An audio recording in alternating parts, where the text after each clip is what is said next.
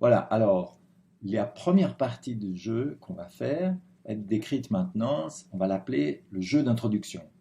Il, il va fonctionner comme toutes les autres parties qu'on fera plus tard, dans des conditions de départ qui nous permettent de découvrir un tout petit peu le rôle qu'on a dans chacune des parties. Et donc, on découvre le rôle au travers du processus d'affaires qu'on va gérer chaque fois. Bien. Donc, on continue notre découverte du système Odoo qu'on a commencé dans l'activité précédente. Et puis, cette fois-ci, on va se concentrer dans Odoo sur les tâches qu'on a à faire, marketing, production, approvisionnement. Donc, on va couvrir comme ça un scope d'achat, production et vente. Voilà.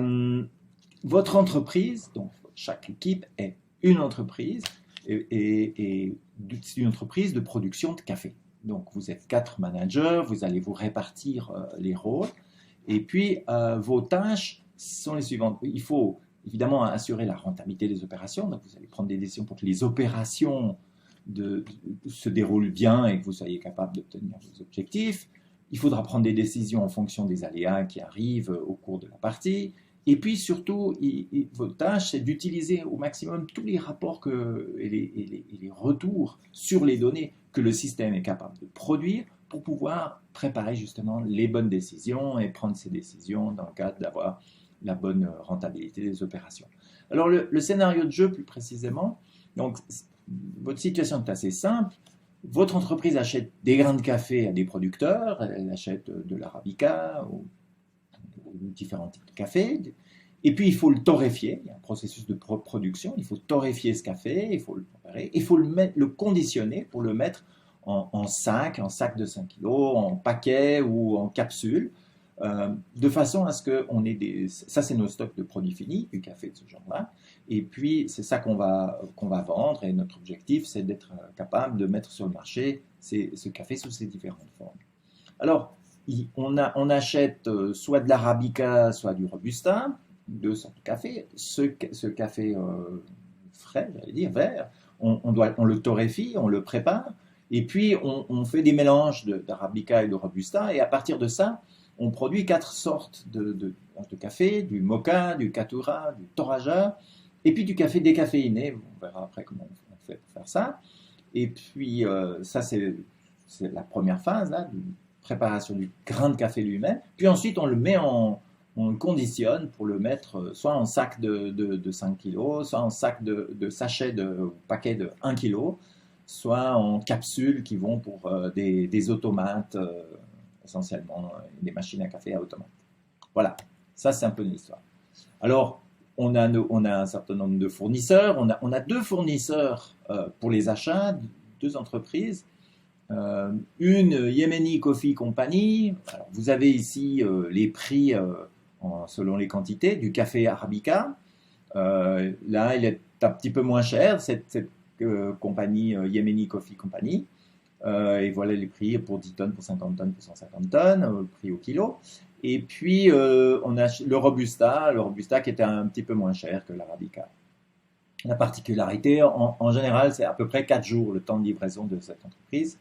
Et puis vous en avez une qui s'appelle Ethiopia Coffee Company, qui est son café arabica et robusta aussi, un petit peu plus cher, mais capable de livrer en 2 jours.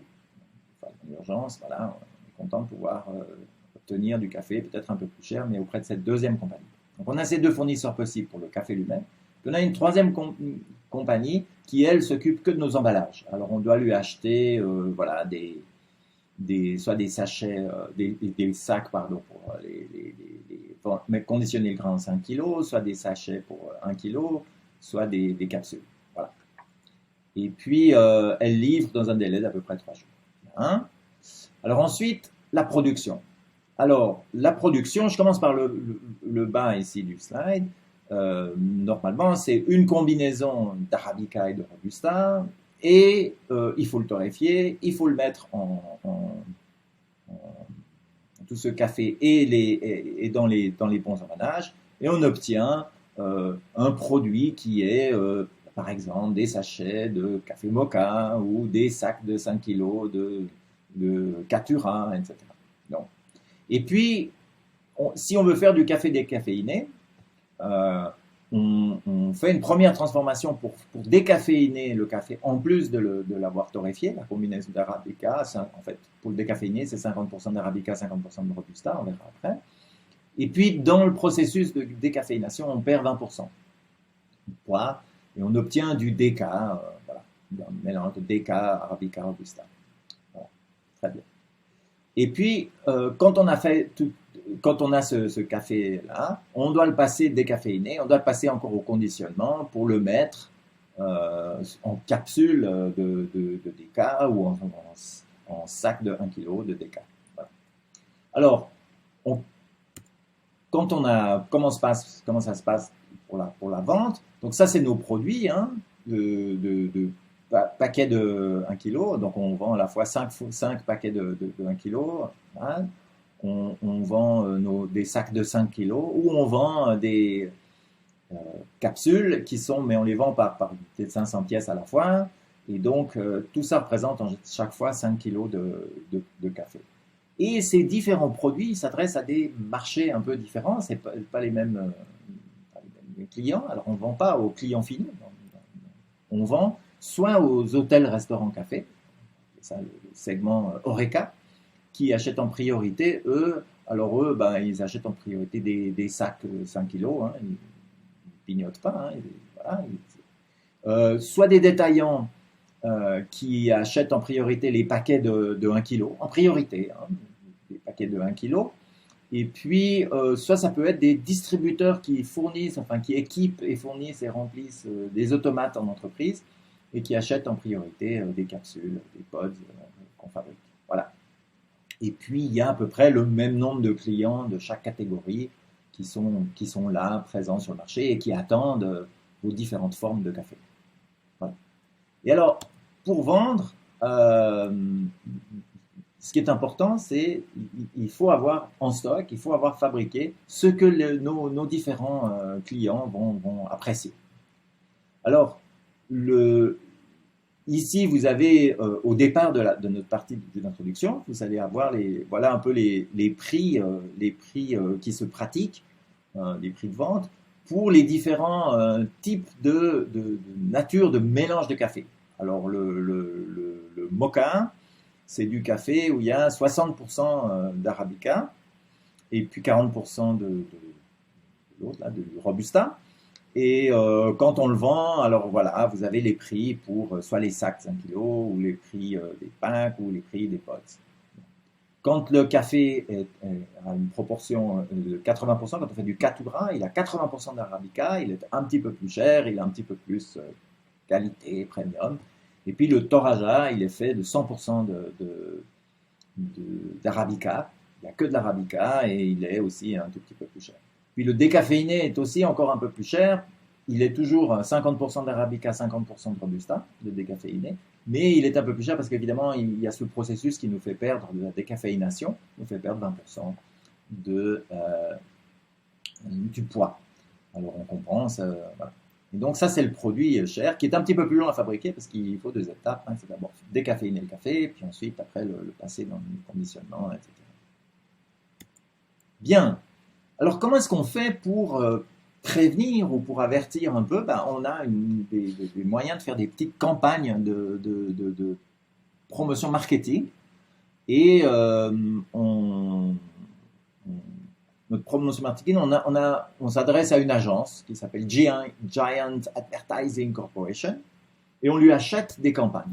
Donc, on lui achète des campagnes de différentes formes, soit du direct mailing, et puis ça dure 5 jours par défaut. On fixe d'ailleurs la durée, on peut modifier cette durée. Et puis le public cible, typiquement, là, pour le direct mailing, c'est les Horeca, hôtel, restaurant, café.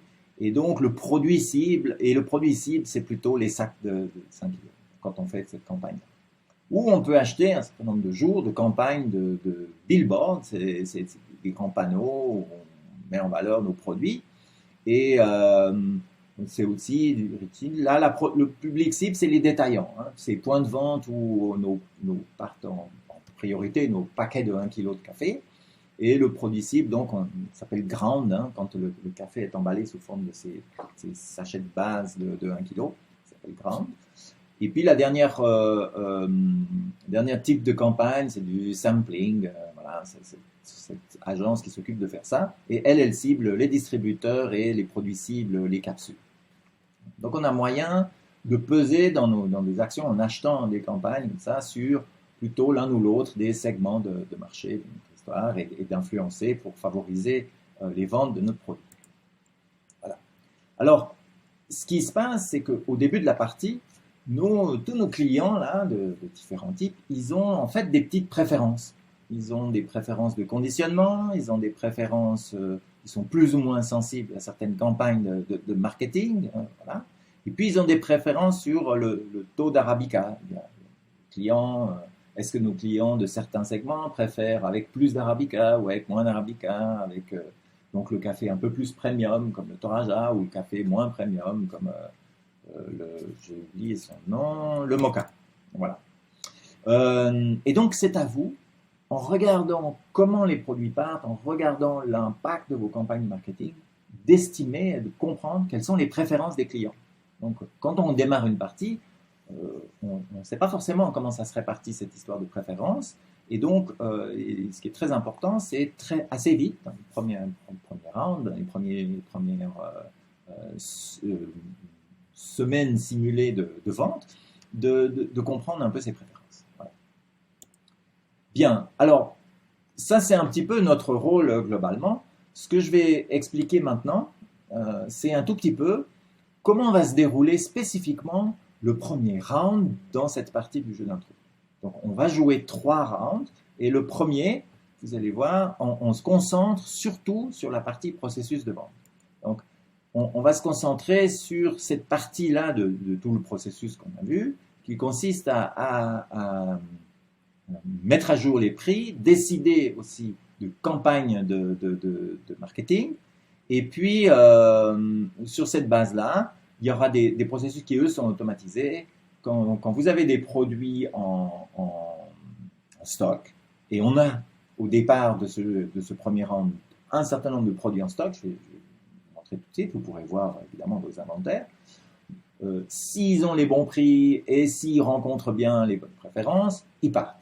Donc le traitement des commandes des clients et l'expédition, tout ça est fait automatisé. Ce n'est pas à nous de le faire. Nous, notre responsabilité, c'est de surveiller qu'on a la bonne quantité de produits en stock. Donc ça, c'est notre travail. Et puis éventuellement de faire de la promotion avec le marketing pour lancer un petit peu ces choses-là. Voilà. Donc c'est sur cette partie-là qu'on se concentre au premier round. Alors, de quoi on a besoin comme information pour préparer un peu ce premier round et puis pour savoir quoi faire dans cette partie-là. Donc le round va durer 20 jours de simulation. Un jour, c'est 1 minute en live quand on joue, hein, donc ça va durer 20 minutes. Et pendant ce temps-là, au départ, vous avez des prix comme cela, comme ce tableau de prix. Vous trouvez, en dehors de cette vidéo, vous allez trouver ce tableau avec ces données de base sur le site Moodle avec un petit reminder, un petit PDF que vous pouvez garder ou garder sur votre laptop en permanence. Et voilà les prix que vous retrouvez d'ailleurs quand vous allez dans Odoo sur la définition de chacun des produits. Enfin, ici, on l'a en synthèse. Et vous pouvez à tout moment changer un prix. Il s'applique dès le jour suivant. Et donc, dès le jour suivant, vos clients voient la nouvelle valeur du prix et décident, tiens, je vais acheter chez le groupe A plutôt que le groupe B ou C, etc. Au départ, on a 6000, une quantité, donc 6000 en multiple de 5 kg, là, 6000 sacs, et puis de chacune de ces choses. Donc, on en a 6000 ici, 6000 de différents conditionnements. Et on en a 6000 des différents conditionnements et des différents types de café. Voilà. Y compris, on a du déca. Donc voilà nos stocks qui sont quand même assez importants. Hein. On a une certaine valeur là, de stock qui est déjà là. Quand on commence le jeu d'introduction, on arrive dans une société qui ne commence pas vive, mais qui commence déjà avec des produits finis. Bien. Et alors du coup, on a déjà un bilan. Notre bilan de départ, c'est à peu près ça. On a pour 1 370 000 qui reste de liquidité en banque. On a la valeur des matières premières, parce qu'on n'a pas que des produits finis, on a aussi des matières premières. On en aura besoin après pour le deuxième et le troisième round de ce jeu d'intro. On a du matériel auxiliaire, c'est les emballages, là, pour cette valeur-là. On a des stocks de produits finis, on vient de voir avant, hein, c'est 6 000 de chaque. Voilà. Et puis on a une certaine valeur, évidemment, de nos machines et appareils et équipements et installations. Au départ, on est dans cette partie-là, on n'est pas endetté au départ, et on a tout ça est pour une valeur au pied du bilan d'un capital de 11 millions qu'on a investi dans cette activité. Voilà. Donc ça, c'est cette situation du bilan de départ. Et quand on va à tout instant, on peut regarder ces positions. Ici à gauche, ce sont les numéros de compte qu'on utilise pour aller regarder un petit peu où en est notre situation financière à chaque moment. Voilà. Donc le round dure 20 jours. 20 jours, c'est-à-dire 20 fois une minute qui se succèdent. Et puis l'inventaire, évidemment, il sera conservé d'un round à l'autre. Donc quand on va commencer le deuxième round, ça sera avec l'état de ce qui nous reste au 20e jour du round précédent. Vous ne pouvez arriver à vendre qu'un produit quand il est en stock. Un produit fini qui est là, disponible. Donc, si vous dites « Ah, mais je ne comprends pas pourquoi est-ce qu'on ne vend plus de mocha en capsule », et bien, si vous regardez dans vos stocks et qu'il n'y a plus de mocha en capsule, ben, évidemment, il ne se prend pas. Hein. Et donc, c'est la seule chose qu'il faut faire pour pouvoir au moins mettre nos produits à disposition, c'est de les avoir en stock.